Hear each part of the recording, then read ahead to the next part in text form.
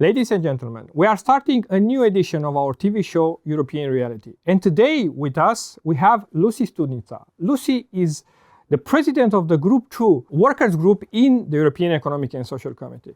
Thank you, Lucy, for accepting this invitation. Thank you for being here with us. And I'm daring to say thank you for your work as being a voice for the workers in Brussels, in relation with the European Commission, in relation with the European Parliament, but also with the Council. How do you see, I'm moving directly to the questions because I'm seeing a lot of tension from the geopolitical point of view. And actually, I can't wait to ask you, how do you see the workers' rights in this geopolitical dimension, which is quite worrying, at least from the European point of view?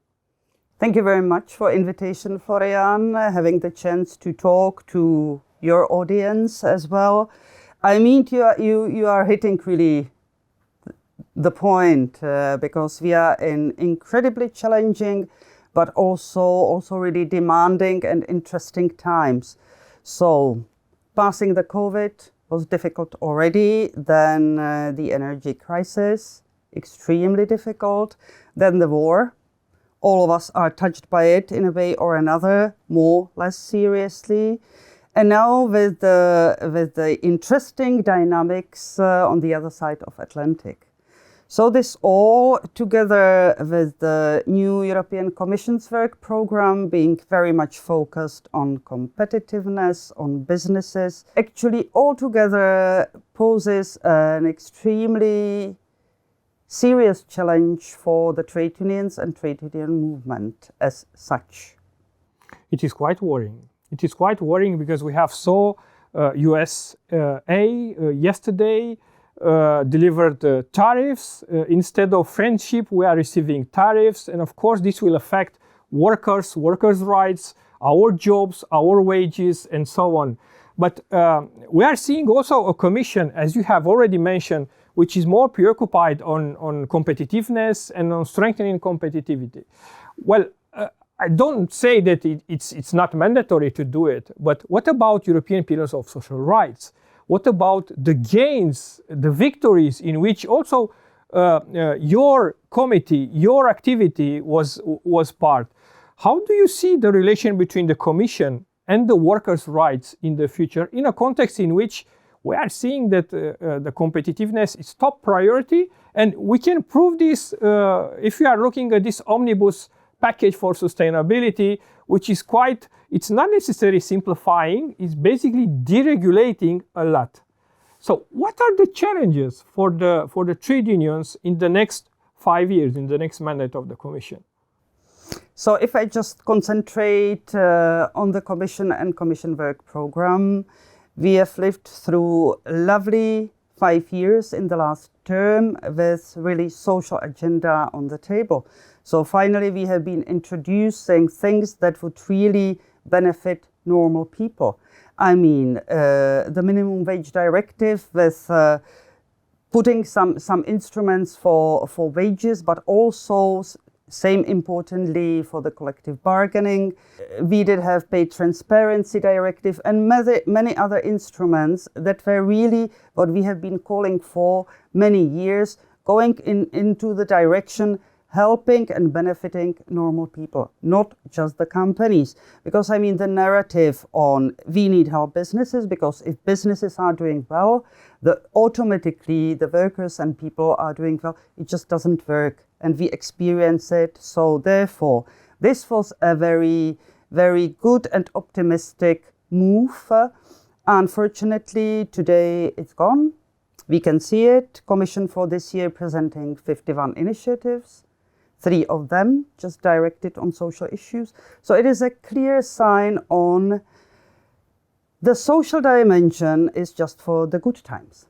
Now we are in the bad times, so need to concentrate on this, which from my perspective is completely false. Because if you do not deliver to both sides of the table, I mean businesses for their profits, very much okay for us. But there need to be a fair share for the workers and for the citizens. And that was not the case, and unfortunately it doesn't look like to be happening in the near future.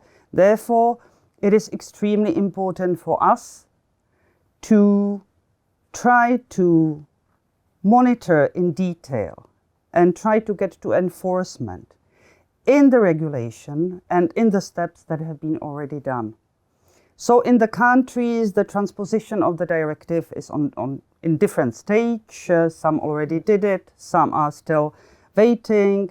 Then we've got actually the Danish case, but we would need to win this, definitely, to confirm that this is a good direction to go. With the action plans on strengthening collective bargaining already being implemented or being prepared, or not even being prepared, but we need to go and implement in detail all the different instruments and measures we are having at our disposal, because it's the only way how to deliver concrete takeovers for our members, for the citizens, for EU as such. We have a moral duty for our members to defend their interests here. This is our work here, and once again, thank you for doing it. But if we are looking at the Commission's program, we have saw that we will have a pact for social dialogue in the future. Tell me, this instrument is powerful enough in order to, not necessarily to calm the situation, but to have a balanced approach from the decision-making process or from the policy point of view, from your perspective? Is it enough to have a pact? I mean, social dialogue, this is something which is also 100% our sphere of operation. And both of us, we have learned how different it is in different parts, in different regions, in different concrete situations. So, I mean, for some, just to have a pact or recommendation is enough to go into that in a serious manner and to have serious social partners on both sides. And I stress, on both sides. Then for the others, it's just not enough at all. Because somehow, and I guess it's not any secret for anyone, the business part of the social partners is usually pretty reluctant on getting into agreements, into negotiations, in shaping future. And by that, especially unfortunately in our eastern part of the EU, they're just getting rid of an extremely powerful instrument which is co-shaping European regulation. True. And we are seeing quite often this. Unfortunately, but then they are complaining about European regulation being imposed on that. So for me, it's an extremely short-eyed approach to the different issues, because we as trade unions would be extremely happy to be able to negotiate, because that's what we know the best. That's in our DNA, and that's how we work. Actually, if you are looking at collective bargaining in Romania, for example, at a sectorial level, well, we are not seeing that often this. Why? Because the employer, as you have mentioned, they don't want to negotiate. So, of course, the East, the social dialogue in the East part of Europe is structurally different than the one which we are seeing on the West part of Europe. But discussing about social dialogue and the future of the European project in a context in which we are seeing far right now, which is increasing in importance, in number of votes, and so on and so on. How do you think that this is the right message in which the Commission is sending to our workers, to our members, saying that we need competitiveness in a context in which also the inequality is increasing right now? But in your opinion, will the European project will get out from this more weakened or more powerful? I mean, I've already mentioned this, but it's clear to us that this far-right increase of populism, we can see it in all of our countries. Actually, politics getting slowly but surely into crisis, political parties not being clear on which side they are standing. These are just movements to get just profits as a business model, profits on politics. I mean, this all from my perspective, is just a result of lack of social progress in Europe, which is actually non-equal profit sharing, not good redistribution of the gains, and the gains are here. And we can see it, that the profitability of companies is on increase, whereby the real wages are on decrease. So there is something wrong here. So if the parents cannot see positive prospects for their children and the hope that their children and grandchildren would have a better life than they did, then of course people are searching easy and simple solutions. So if whomever comes and says, oh yeah, there's a housing crisis, and it is a housing crisis, we all know it, and someone comes and says, I solve it, just vote for me. People being in desperate situation in a world in which they've got more and more difficulties, what and whom they should trust. They just tend to go to simple solutions. So for me, the basic, but it's a long-term solution, is making steps on improving lives of people. As simple as that, at the same time, as difficult as that. Well, it is difficult in practice, and I will share with you one of the examples which we are seeing quite often in Romania. We have 5 million workers which are working abroad right now in Romania. Imagine the impact on our GDP if those workers will have their choice in order to remain in Romania and to contribute to the Romanian GDP.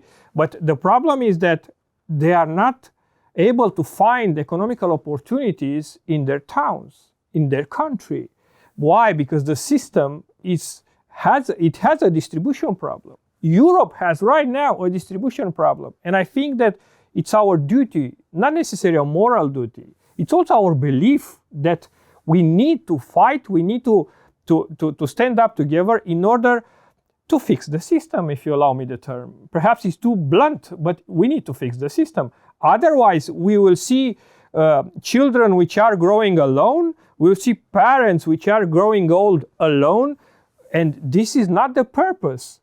Europe needs to stand up for his values. We need to stand up for the Europe's values. But in this context, how do you see the concrete role of the social partners in relation with the European Commission? Of course, and I'm referring here to the partnership with the ETUC, but also with other trade union organizations active at the international level. For us, the role of social partners is clear, is to be able to reflect what their constituencies are thinking, hoping, wishing, one part of the story. Then to be a good partner towards the governments. Same, on regional, national, same on the EU level, definitely. But what I can see here, and that's also part of the problem we are discussing here, is that somehow the voice of working people is not heard properly. I mean, the analysis from the trade union side of the situation, of the different problems, is here, is timely, is shared with the national organization, national trade unions, somehow doesn't have the door open to the decision makers on the EU level. Let me also just reflect on the conference on future of Europe, which was before the last EU elections in 2018-19. It has been an attempt to hear the voice of European citizens, especially the young ones. So it was quite a difficult and not very transparent process of choosing the different participants of the conference. But the participants sent a clear signal and clear wish and clear desire, which were almost identical with the trade union demands and points. And still, I could not have seen any major change in the narrative or in the direction of the EU as such.